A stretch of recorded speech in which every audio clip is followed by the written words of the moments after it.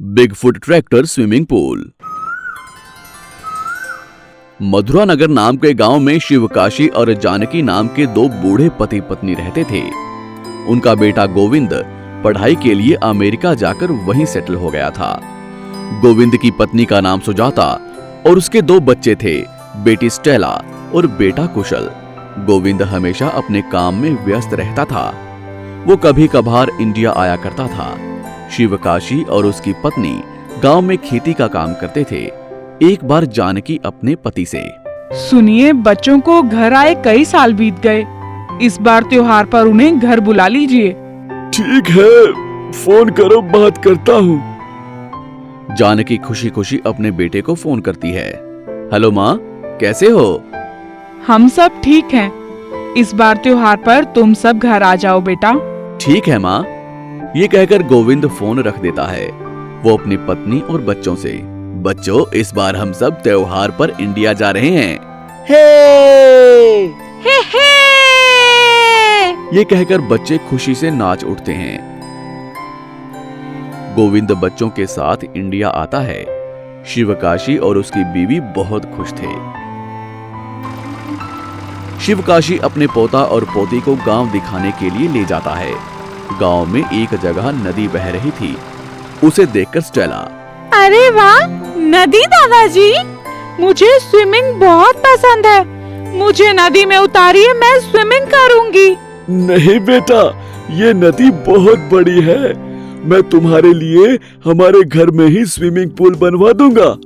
क्या सच में swimming pool बनाएंगे दादाजी? हाँ, चलो। घर आने के बाद शिवकाशी अपने ट्रैक्टर के पीछे की ओर बिगफुट टायर को जोड़कर गोल बॉडी बनाता है और उसमें पानी भरता है। अरे वाह, हमारा स्विमिंग पूल रेडी हो गया। ये बिगफुट ट्रैक्टर स्विमिंग पूल है। तुम इसमें पूरे गांव में घूमते हुए स्विमिंग कर सकते हो।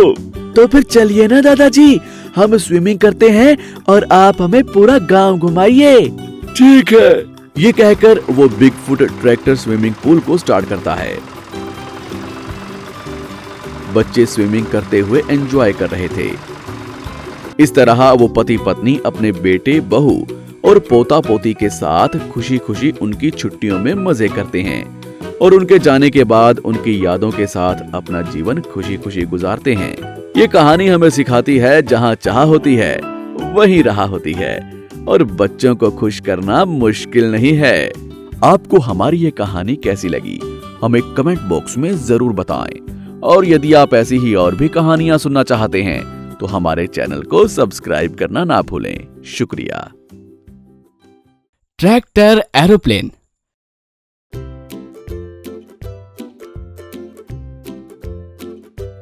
जामनगर में पप्पू नामक लड़का था।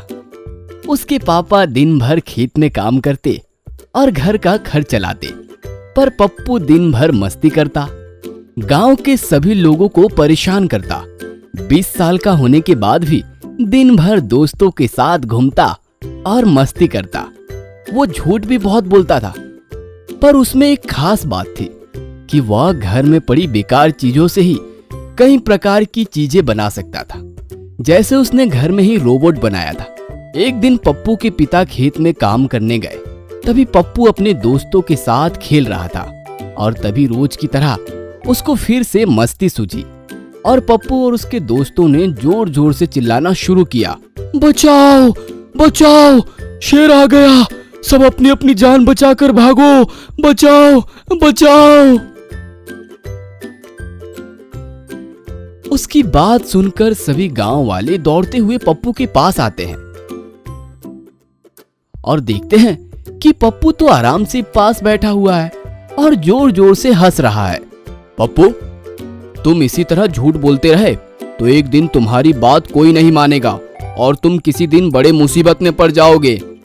पप्पू जोर जोर से हंसता है और कहता है, काका, आप फालतू में चिंता करते हो, मैं तो बस यूं ही मस्ती कर रहा था। ऐसा बोल के पप्पू हंसते हंसते घर चला जाता है और दूसरे दिन वो फिर अपने साथियों के साथ खेलने चला जाता है। और उसको फिर से कुछ शरारत सूझी और वे अपने दोस्तों के साथ मिलकर एक गड्ढा तैयार करता है। वहां से आ रहे एक आदमी का पैर उसमें फंस जाता है। फिर पप्पू के दोस्त उसका मजाक उड़ाते हैं और जोर जोर से हंसने लगते हैं। क्यों भाई, लगता है तुमको दिखाई नहीं देता। लगते तो नहीं हो कि तुम अंधे हो। ऐसा ही वह मस्ती करते करते समय पास करता था और एक दिन पप्पू के पिता खेत में काम करते करते बेहोश हो जाते हैं। गांव वाले पप्पू को बुलाते हैं। पप्पू, तुम्हारे पिता बेहोश हो गए हैं, उनको तुरंत हॉस्पिटल लेकर जाना होगा।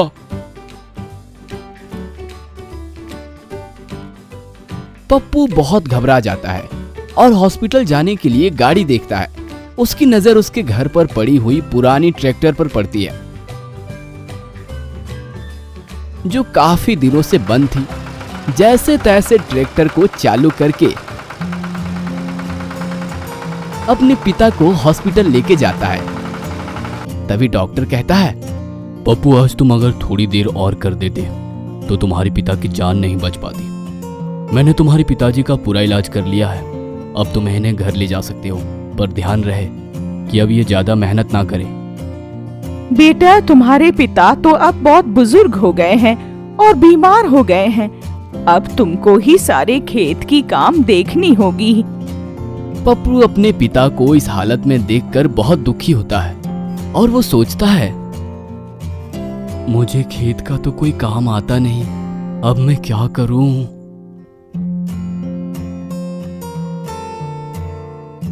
और उसकी नजर पास रखी ट्रैक्टर पर पड़ती है। वैसे भी पप्पू बहुत तेज दिमाग का रहता है, तो वह अपनी ट्रैक्टर का हुलिया बदलकर एरोप्लेन ट्रैक्टर के रूप में बदल देता है।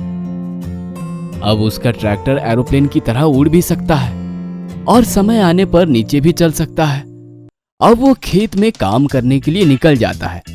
खेत का काम तो उसको आता नहीं था और वो जैसे ही काम करने जाता है, सारे लोग उसकी हंसी उड़ाते हैं। क्यों पप्पू, अब तुम क्या करोगे? तुम्हें तो खेत का काम ही नहीं आता है। मैंने एक उड़ने वाला एरोप्लेन ट्रैक्टर बनाया है। मैं उससे गांव वालों की सवारी एरोप्लेन ट्रैक्टर से आसमान में उड़ाकर एक जगह से दूसरी जगह छोड़ूंगा। इस तरह से मैं डबल मेहनत करूंगा और अपने पिता को जल्दी ठीक कर दूंगा। पप्पू को सारा गांव जानता था कि वह एक नंबर का झूठा था, इसलिए सारे गांव वाले कहते हैं, अरे पप्पू, तुम अभी भी नहीं सुधरे, तुम फिर झूठ बोल रहे हो। क्या ट्रैक्टर कभी एरोप्लेन की तरह उड़ सकता है?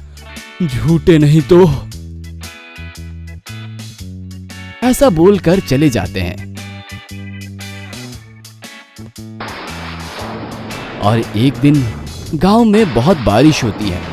2-3 दिनों तक लगातार बारिश होने की वजह से पूरा गांव पानी पानी हो जाता है। लोगों को समझ में नहीं आता है कि हम क्या करें। तभी गांव वालों की नजर ऊपर आसमान पर पड़ती है, जहां पप्पू अपनी ट्रैक्टर एरोप्लेन को आसमान में उड़ाते हुए अपने पिता और माँ को सुरक्षित एक जगह से दूसरी जगह पहुंचाता है। सारे गांव वाले देखते हैं और कहते हैं, अरे देखो, ये तो अपने गांव का पप्पू है। वो तो वाकई ट्रैक्टर एरोप्लेन में जा रहा है। अब तो लगता है उसकी मदद लेनी पड़ेगी।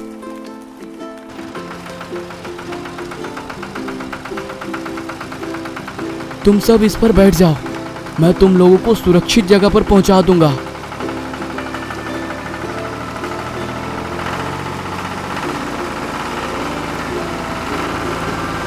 और गांव वाले ट्रैक्टर एरोप्लेन में बैठ जाते हैं